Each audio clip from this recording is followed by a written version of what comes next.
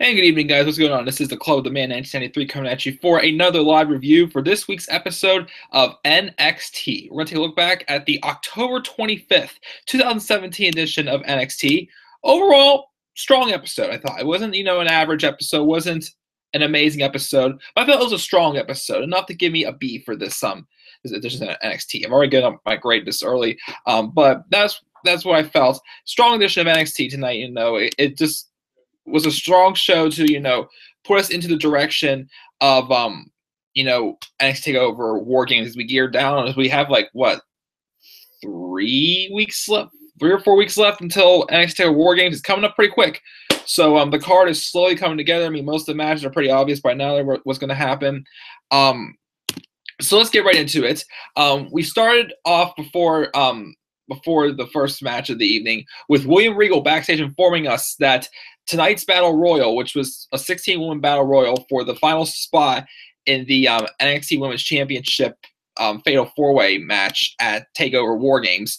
I thought at first that all women who were not in the match yet were going to be on there, but the women who had already been in the qualifying matches who did not win were out, except for Nikki Cross. Nikki Cross got an exception because of the interference by Undisputed Era's Tainara Conti. Well, she was part of the Mae Young Classic, but due to her interference, they're giving Nikki a second chance for being pulled out of the match.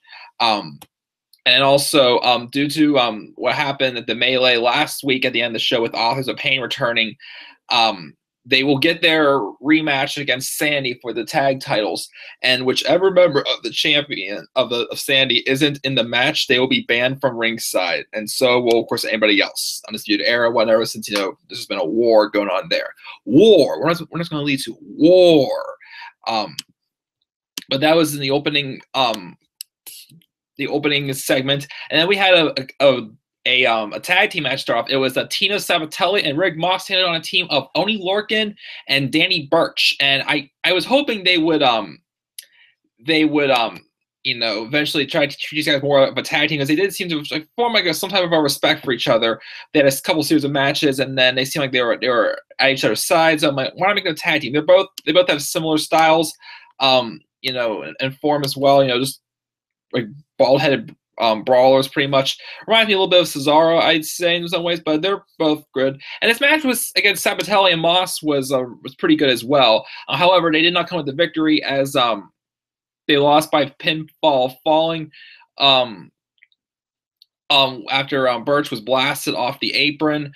That was what gave Sabatelli and Moss the win. Two upcoming, tag teams, pretty much, some upcoming stars. I enjoyed what we saw from this.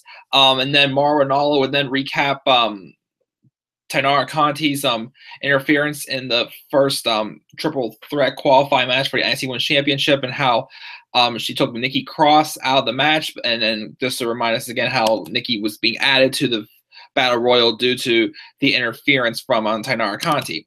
We then had the Battle Royal.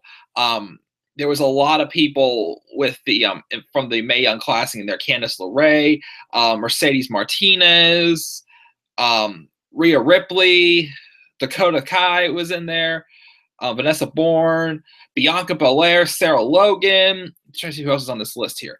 And there was also Billie Kay. Aaliyah was in there. Look at this. So look at this list. Sage Beckett was in there, and yeah, so we had a lot of women from basically the Mae Young Classic in there, so it was good to see all of them put on a pretty strong Battle Royal, I thought. And of course, Nikki Cross was the last one to enter. I love that entrance they made for Nikki Cross. I like how they've also modified her version of Sandy's theme song, just more fit her as well.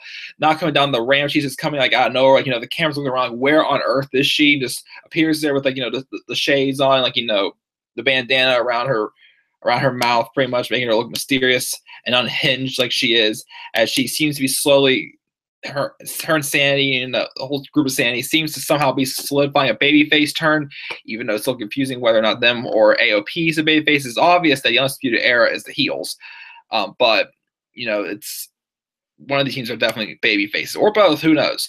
But I really think Nikki Cross, though, is the one that's the closest to solidifying the face turn.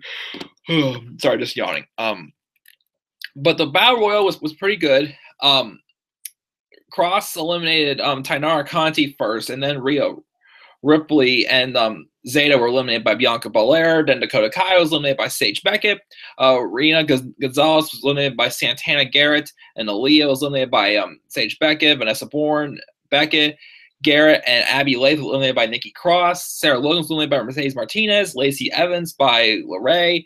Candice LeRae by Belair. And Belair, Martinez, and Billie Kay were all eliminated by Nikki Cross. So strong showing there for all these women, especially Nikki Cross, who is the final person to qualify for the Fatal 4-Way match for the vacated NXT Women's Championship at TakeOver War Games. They kept saying TakeOver Houston tonight for some reason. I don't understand why, but it's called TakeOver War Games. It's been confirmed as well. We really come out to the ring afterwards with the belt, and Peyton Royce, who's at ringside for Billie Kay, has like a little bit of like a stare down with Nikki Cross, and Ember Moon and Kairi Sane entered on for a photo op as well.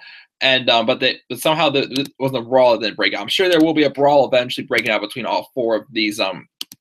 But that match is for sure set for NXT TakeOver War Games. As of now, is that the only match that's set at War Games? I believe. Let me see here. The match I predicted that rumor to be true. No. I think that's the only match that's like cleanly official now with the contestants that are in it. There's obvious ones too, like with Aleister Black and the Velveteen Dream and Andrade Cien Almas, Drew McIntyre. We'll get into those shortly as well.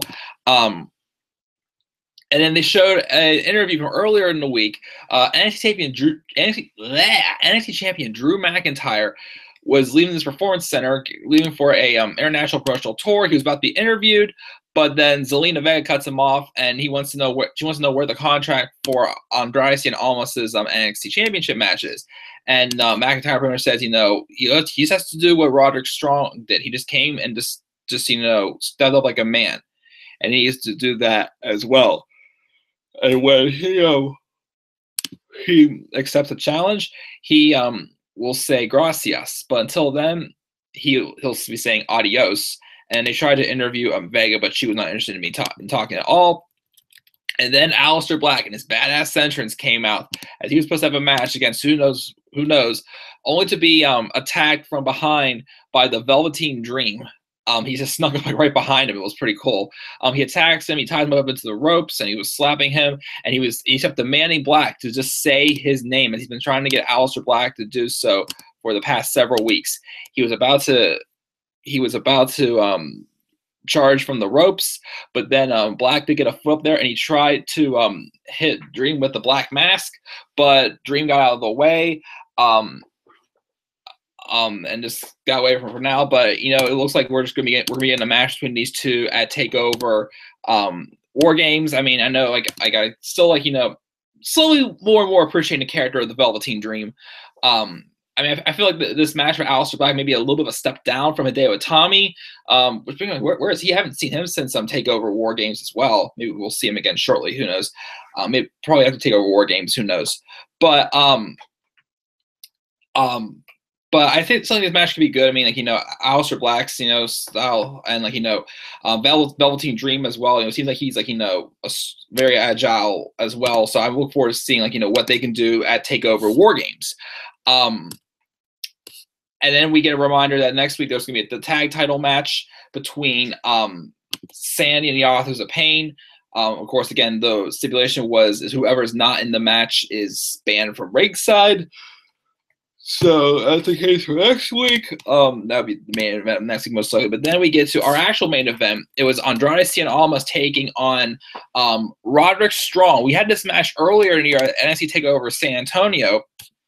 This was a good match. The match in San Antonio wasn't too bad either. It was kind of like, it was like an average match there. It was not terrible, but it wasn't really like a big outstanding match. Not a match that really I felt put either one of these guys on the map, but it was a good match to get both of them experience on the card for TakeOver, for NXT TakeOver. But this was a good match as well.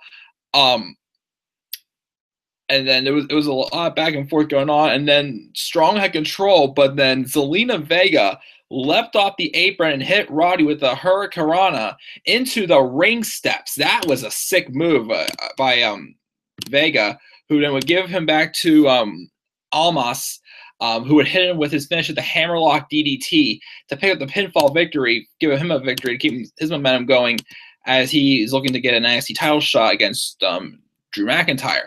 After the match, we had two more things happen before the show went off the air. We had Vega and Almas make their way up to the announce table, and Zelina Vega takes Morrow's headset and says that next week they'll find out McIntyre is a man of his word, and Almas will meet him in the ring to ask for his title shot.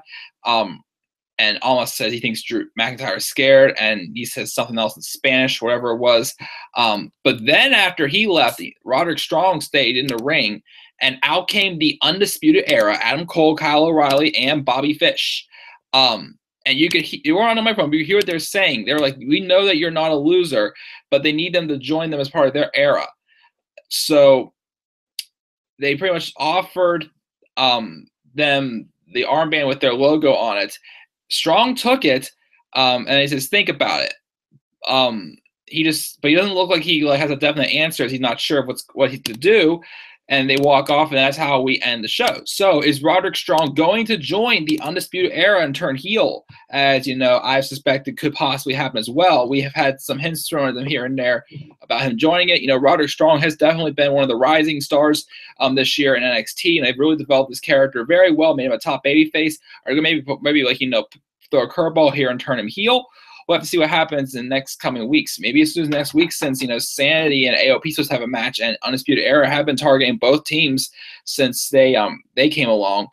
So we'll have to see what happens. But yeah, that's all I gotta say on that. A pretty solid show tonight on the NXT brand. Definitely better than Raw. SmackDown was all right this week, but definitely NXT was the best show of the week against the beginning of the show. Strong show, wasn't really spectacular, but it wasn't an average show either. It had a lot of good storytelling that was going into gearing down towards the matches at NXT TakeOver War Games 2017. So again, give it the beat. What grade would you guys give NXT this week? Leave your thoughts down in the comment section below, and as always, please click that like and subscribe for more content on this channel. A couple of coming things, besides any more WrestleMania review series videos that I do, tomorrow night around 9 o'clock Eastern Standard Time, 6 o'clock Pacific Standard Time, I will be doing a live review, a live stream with my friend Rob Kenobi, maybe a couple of my other Horseman brothers. Just doing some fantasy card predictions for a Survivor Series. Just to get together. We haven't really been able to do a live stream for a while, so I look forward to chatting with Robbie and maybe Dan and Gene as well if they want to join in as well. So we'll see what happens tomorrow night. But that is it, guys. Thanks again for tuning in. Till then, I will catch you guys all later. Till then, have a good night.